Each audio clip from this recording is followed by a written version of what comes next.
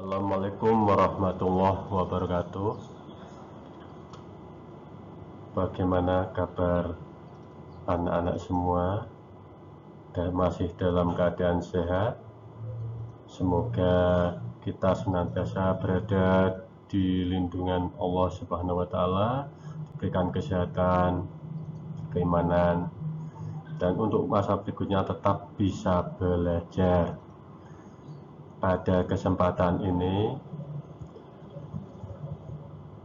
kita akan membahas materi IPS tentang mobilitas sosial.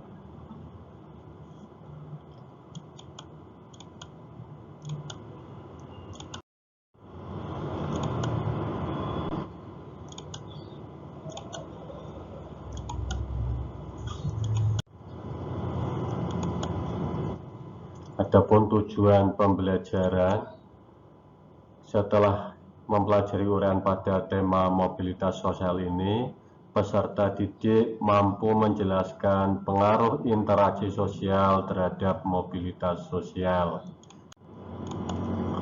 Adapun ruang lingkup yang akan kita bahas meliputi yang pertama pengertian mobilitas sosial, kemudian yang kedua bentuk-bentuk mobilitas sosial, yang ketiga faktor-faktor pendorong dan penghambat mobilitas sosial, yang keempat saluran-saluran mobilitas sosial, dan yang terakhir dampak mobilitas sosial. Kita awali dengan pengertian mobilitas sosial. Menurut Paul B. Horton, mobilitas sosial adalah suatu gerak perpindahan dari satu kelas sosial ke kelas sosial lainnya, atau gerak pindah dari strata yang satu ke strata yang lainnya. Jadinya masing-masing berpindah dari kelasnya semula, baik itu naik ke kelas yang lebih tinggi ataupun turun ke kelas yang lebih rendah. Kemudian menurut Anthony Giddens, mobilitas sosial menunjuk pada gerakan dari orang per orang dan kelompok-kelompok di antara kedudukan sosial ekonomi yang berbeda. Untuk Anthony Giddens ini lebih cenderung melihat kelompok kedudukan dari sudut pandang ekonomi, karena strata ekonomi memang berpengaruh terhadap mobilitas sosial. Sedangkan Horton dan Hunt berpendapat mobilitas sosial merupakan tindakan berpindah dari satu kelas sosial ke kelas sosial lainnya. Bentuk-bentuk mobilitas sosial. Yang pertama, mobilitas vertikal adalah perpindahan seseorang atau kelompok dari suatu kedudukan sosial ke kedudukan sosial lain yang tidak sederajat, baik pindah ke tingkat yang lebih tinggi, social climbing, maupun turun ke tingkat lebih rendah, social sinking. Kita beri contoh. Pada keadaan semula, seseorang menjadi pemulung atau pengumpul barang bekas karena tekun,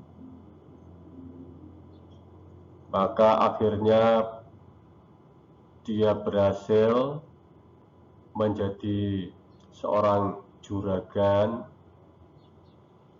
atau pedagang barang bekas atau barang rongsok. Ini menunjukkan adanya perubahan yang semula lebih rendah menjadi lebih tinggi, yaitu mobilitas vertikal ke atas.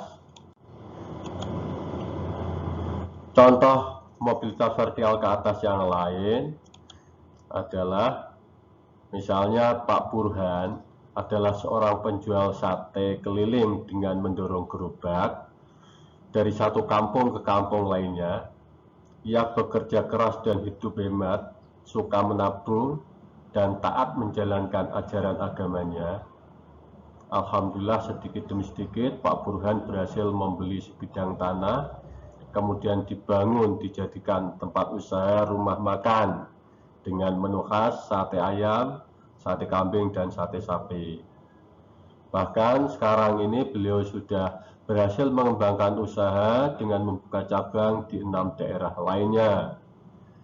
Dengan demikian, status Pak Burhan mengalami peningkatan dari seorang penjual sate menjadi juragan rumah makan. Contoh mobilitas vertikal ke bawah, social sinking. Kita lihat keadaan semula seseorang menjadi pejabat, kemudian dalam melaksanakan tugas dan kewajibannya ternyata terkena tindak pidana korupsi, sehingga akhirnya menjadi tahanan KPK. Sudah barang tentu keadaan ini adalah kemerosotan dibanding yang semula. Kedudukannya sangat jauh ke bawah, sehingga harapannya kita ke depan jangan meniru hal seperti itu. Kita harus bisa berupaya untuk merubah atau dengan melakukan mobilitas vertikal ke atas.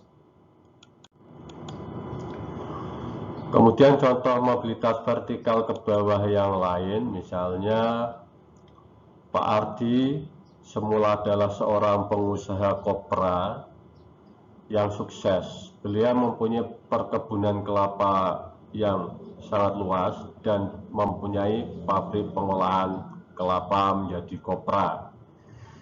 Namun dengan maraknya pembuatan minyak goreng berbahan baku kelapa sawit, maka menyebabkan harga kopra merosot tajam. Akibatnya usaha Pak Ardi bangkrut dan terpaksa menjual perkebunannya untuk membayar utang kepada bank. Dengan sisa modal yang dimilikinya, Pak Ardi memulai sebagai pengusaha kecil, yaitu menjadi agen penjualan minyak goreng di daerahnya. Kali ini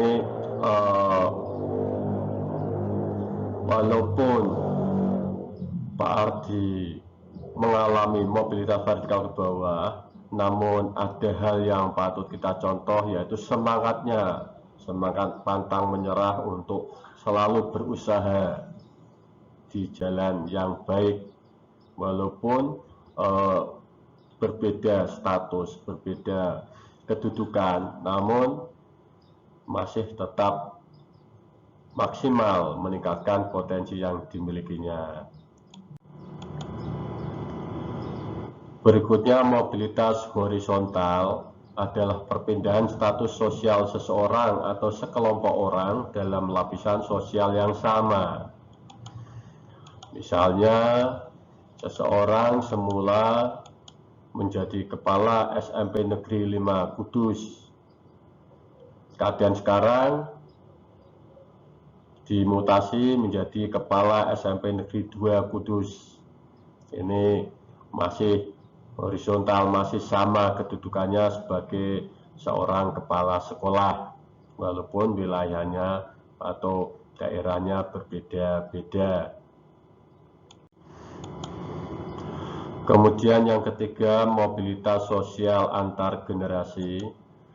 Mobilitas sosial antar generasi naik, misalnya pada generasi kakeknya bekerja sebagai penjaga sekolah, kemudian pada generasi ayahnya menjadi guru, kemudian saat sekarang dia atau anak menjadi seorang camat.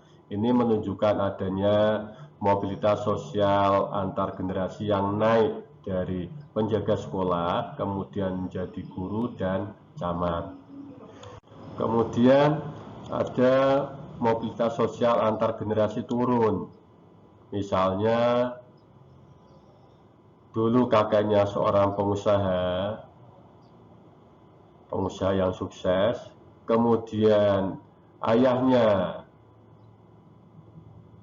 dan anak dari kakek tersebut menjadi pedagang, sedangkan dia sekarang menjadi anak sebagai seorang karyawan atau satpam. Di sini jelas bersifat mobilitas turun karena dari sudut pandang ekonomi sangat jelas sekali kebebasan untuk melakukan kegiatan ekonomi akan berbeda dari kakeknya yang pengusaha, kemudian ayahnya yang pedagang, dan dia sendiri sebagai seorang karyawan. Kemudian yang keempat, mobilitas sosial geografis. Mobilitas sosial geografis adalah perpindahan individu atau kelompok dari satu daerah ke daerah lain yang secara tidak langsung mengubah status sosialnya. Misalnya, seorang buruh tani mengikuti program transmigrasi ke daerah Pontianak. Di sana berhasil menjadi petani yang sukses dengan memiliki perkebunan jeruk yang sangat luas. Di sini menunjukkan dengan berpindah ke daerah yang lain, statusnya berubah dari buruh tani menjadi seorang petani sukses atau juragan jeruk. Kemudian contoh lain, ini masalah urbanisasi, namun perlu kalian camkan bahwa untuk melakukan urbanisasi harus butuh atau memiliki keahlian. Contohnya ini seorang pemuda yang mempunyai keahlian memasak, melakukan urbanisasi ke kota besar. Di sana berhasil menjadi pedagang bakso yang sukses. Semula di daerahnya dia menganggur, akhirnya menjadi pedagang bakso yang sukses. Namun sekali lagi, Bapak ingatkan bahwa untuk melakukan urbanisasi, kalian harus benar-benar mempunyai keahlian. Jangan sampai hanya sekedar pergi ke kota mencari pekerjaan yang belum jelas. Adapun faktor pendorong dan penghambat mobilitas sosial, kita akan coba bahas. Yang pertama, faktor-faktor pendorong mobilitas sosial. Di sana ada status sosial. Seseorang ketika lahir, status sosialnya ikut orang tuanya, ikut keluarganya. Entah keluarganya sebagai seorang pedagang, petani, pegawai, dan sebagainya. Oleh karena itu, ketika seseorang tidak puas dengan status sosialnya, logikanya dia harus bekerja keras untuk menaikkan status sosialnya menjadi yang lebih tinggi dengan berusaha keras, bekerja keras, dan tidak lupa berdoa. Berikutnya, keadaan ekonomi. Keadaan ekonomi negara ini sangat berpengaruh terhadap terjadinya mobilitas sosial bagi rakyatnya. Ketika keadaan ekonomi negara mapan, masyarakat mudah untuk mencari modal, bisa mengembangkan usahanya. Oleh karena itu, sering terjadi mobilitas dari pengusaha kelas rumah tangga karena sukses didukung oleh permodalan, pinjaman modal dan bantuan modal dari pemerintah, akhirnya menjadi pengusaha tingkat menengah yang mempunyai daerah pemasaran paling tidak lingkup kabupaten. Berikutnya, pertumbuhan penduduk. Pertumbuhan penduduk yang tidak terkendali, yang berlebih-lebihan tanpa didukung dengan perluasan lapangan pekerjaan, mengakibatkan merosotnya tingkat kesejahteraan masyarakat.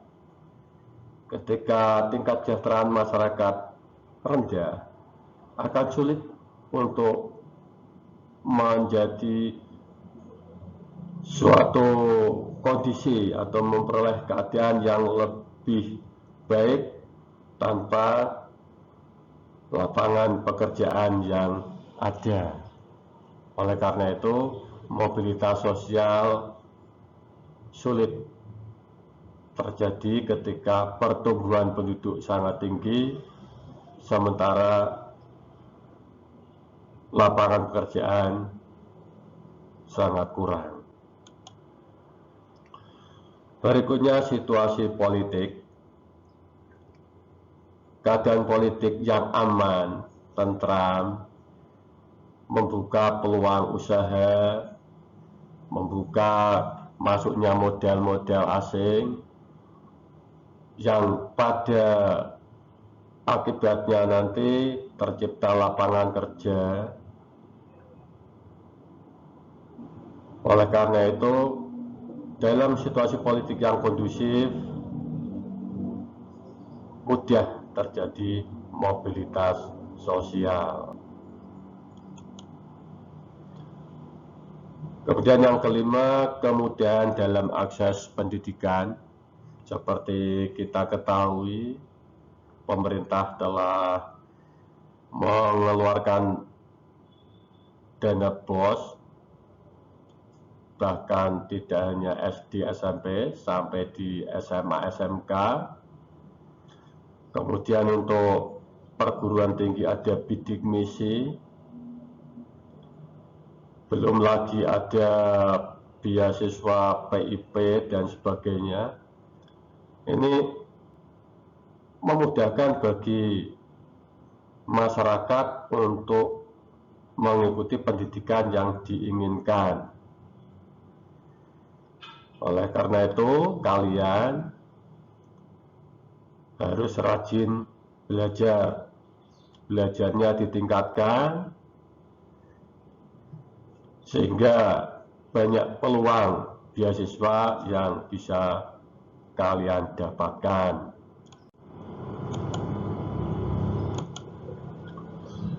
Adapun faktor-faktor penghambat mobilitas sosial, yang pertama diskriminasi ras dan agama. Ini perbedaan suku, warna kulit, dan agama. Alhamdulillah di negara kita, di Indonesia tercinta ini, tidak ada diskriminasi ras dan agama. Antar suku dan antar agama semuanya punya rasa toleransi yang tinggi, sehingga NKRI, Negara Kesatuan Republik Indonesia, insya Allah akan tetap jaya. Berikutnya, diskriminasi strata atau kelas sosial.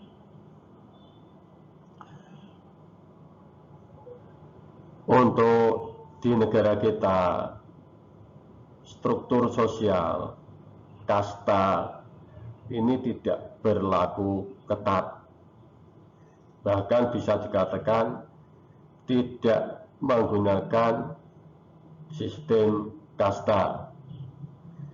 Baik itu kelompok agama Brahmana, kemudian kelompok pejabat pemerintah Ksatria, kemudian kelompok pedagang Waisya, ini ditambah dengan rakyat biasa atau mungkin Sudra. Ini di kita, di negara kita, ini semua warga negara kedudukannya sama, baik di dalam hukum maupun dalam bidang ekonomi.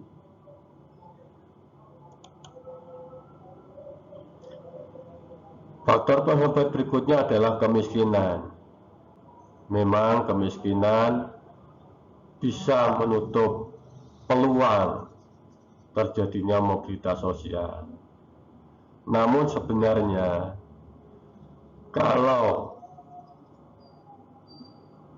potensi yang ada di setiap orang, walaupun keadaannya bisa dikatakan miskin, tapi potensinya bisa ditingkatkan, tidak membuka kemungkinan akan terjadi mobilitas sosial yang naik. Misalnya, karena keadaan kondisi kalian dalam kategori keluarga harapan, namun kalian tetap semangat belajar, sehingga kalian mendapat beasiswa, kemudian ketika lulus SMP kalian melanjutkan ke SMA atau SMK juga belajar yang rajin, insya Allah hasil tidak akan mengkhianati usaha, sehingga dengan usaha yang rajin insya Allah kalian akan jadi atau memperoleh ilmu yang bermanfaat. Harapannya ketika SMA kalian mempunyai atau memperoleh beasiswa dan dilanjutkan ke perguruan tinggi, kalian bisa mengikuti bidik misi.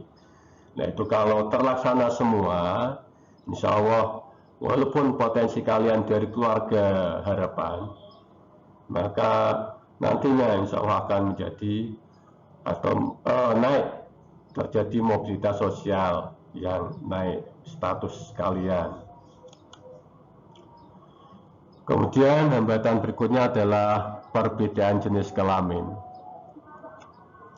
Memang cara fisik antara pria dan wanita ada perbedaannya. Namun dalam rangka atau dalam kerangka emansipasi di Indonesia bisa dikatakan laki-laki dan perempuan mempunyai akses yang sama, mempunyai kesempatan yang sama untuk mengembangkan diri, baik di dalam bidang pendidikan maupun dalam bidang ekonomi atau lapangan pekerjaan.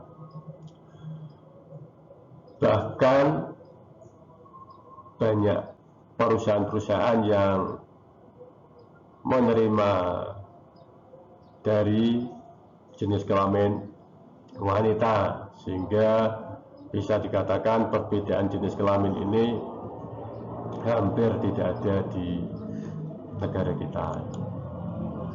Berikutnya bencana alam, peperangan, wabah penyakit ini jelas akan menghambat mobilitas sosial, terutama mobilitas sosial geografi. Dengan bencana alam akan muncul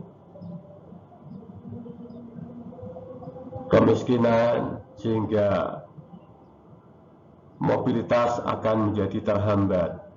Dengan peperangan, masyarakat menjadi menderita, juga mobilitas sosial terhambat.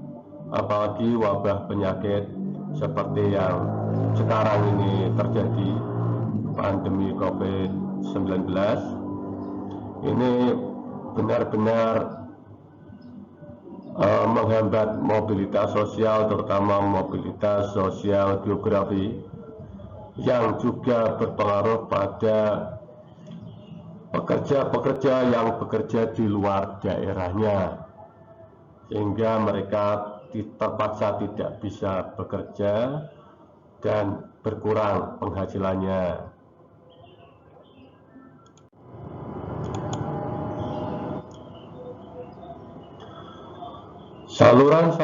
Saluran mobilitas sosial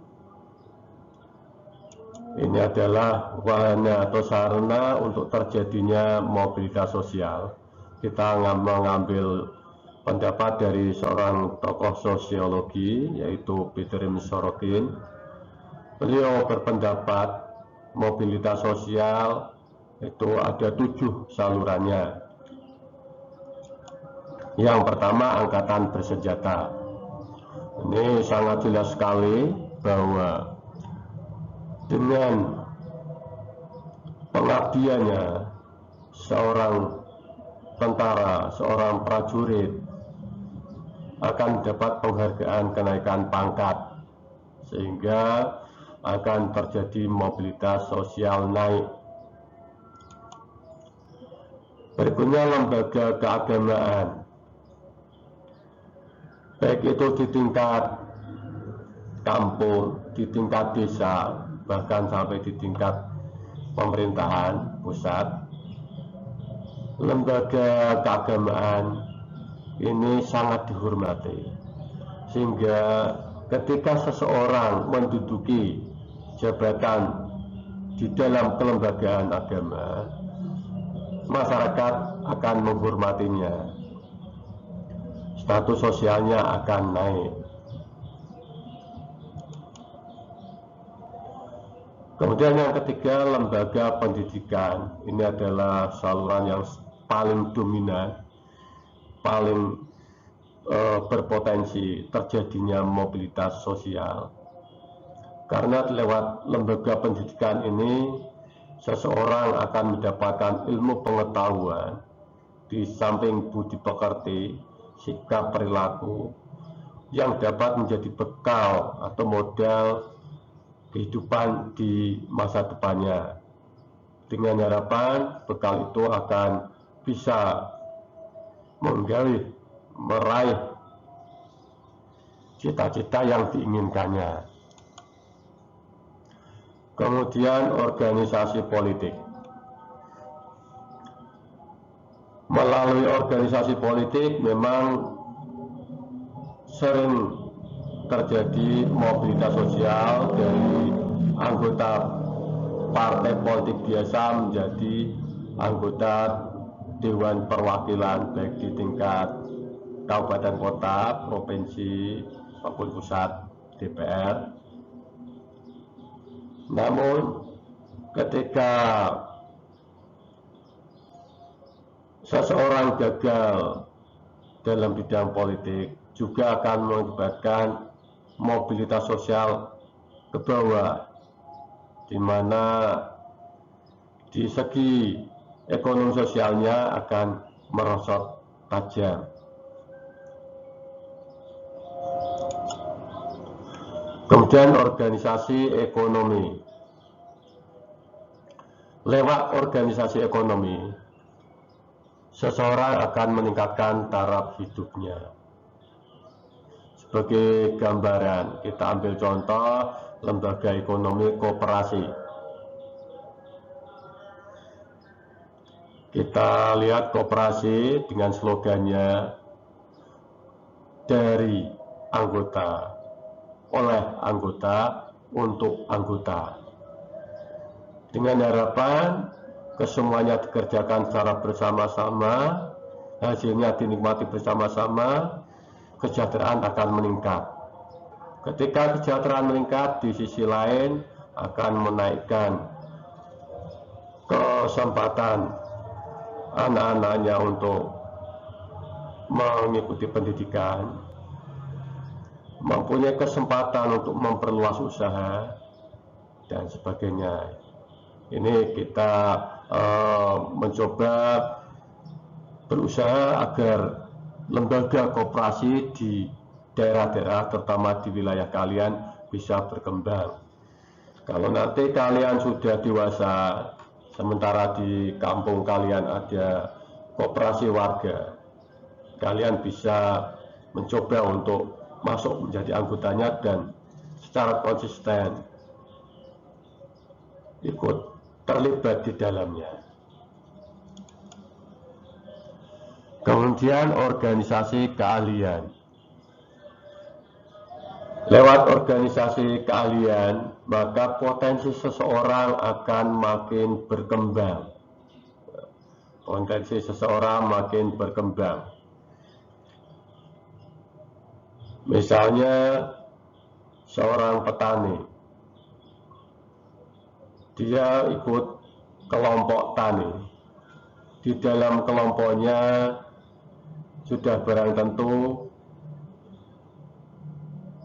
disebarluaskan kecakapan, keahlian maupun teknik-teknik pertanian modern, sehingga pada akhirnya petani tersebut memperoleh masukan cara pengelolaan tanah, cara bertani yang baik secara modern. Harapan terakhir akan meningkatkan hasil panennya. Kemudian saluran perkawinan.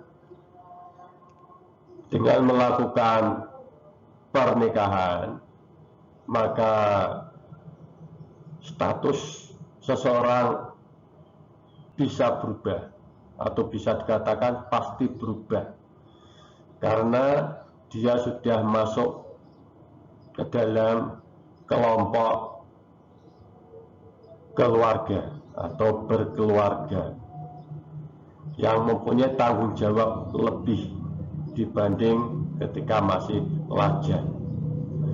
Oleh karena itu, melalui lembaga pernikahan inilah diupayakan, bahkan diharapkan mobilitas yang terjadi adalah mobilitas naik melalui kerjasama yang baik antara yang laki-laki dan perempuan, laki-laki dan wanita, bapak dan ibu, sehingga secara sinergi akan membentuk suatu keluarga yang bahagia, sejahtera.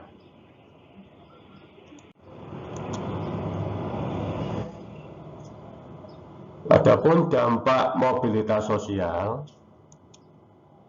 yang pertama dampak positif mobilitas sosial. Di sana ada dampaknya mendorong seseorang untuk lebih maju, karena harapannya dengan bekerja keras, status sosial akan meningkat. Kemudian mempercepat tingkat perubahan sosial. Ketika dalam suatu masyarakat masing-masing terjadi mobilitas sosial secara individu, secara kelompok akan terpengaruh. Di lingkungan masyarakat tersebut akan terjadi perubahan sosial menuju ke arah masyarakat yang lebih baik. Kemudian meningkatkan integrasi sosial. Di sini kaitannya dengan makin meningkat perubahan sosial di suatu masyarakat, harapannya terjadi persatuan dan kesatuan antar anggota masyarakat, sehingga dapat memecahkan permasalahan-permasalahan yang muncul di lingkungan masyarakat secara musyawarah dan demokrasi. Adapun dampak negatif mobilitas sosial memang menimbulkan kecemasan dan ketegangan karena takut, biasanya takut gagal, takut tidak berhasil, merasa cemas, tidak punya modal, tidak percaya diri. Nah, ini akan menimbulkan kecemasan. Oleh karena itu, kita sebagai manusia yang punya potensi, masing-masing siapapun pasti punya potensi yang harus dikembangkan. Kita jangan putus asa, pasti ada jalan. Kemudian merenggangnya hubungan. Memang kadangkala ketika seseorang menjadi orang yang sukses, ibaratnya kacang lupa lanjaran, istilah Jawanya seperti itu, atau menjadi sombong. Karena menjadi sombong, dia tidak mau bergaul lagi dengan kelompok semula, hubungannya menjadi renggang. Untuk itu, Bapak nasihatkan, apabila nanti kalian sukses, jangan lupa dengan lingkungan kalian semula, karena lingkungan akan banyak membantu kesuksesan kita. Kemudian terjadinya konflik ketika renggangan tadi tidak segera teratasi, kepentingan-kepentingan sangat bertentangan, berbeda, maka terjadilah konflik. Konflik yang berkepanjangan akan memunculkan kekacauan, yang nanti pada akhirnya akan mengganggu stabilitas kawasan, baik di wilayahnya sampai pada lingkup yang besar, stabilitas negara. Kiranya itu yang saya sampaikan untuk materi mobilitas sosial. Jangan lupa senantiasa berdoa, kemudian istirahat yang cukup, olahraga yang teratur, dan memakai masker serta jaga jarak. Saya akhiri, Assalamualaikum warahmatullahi wabarakatuh.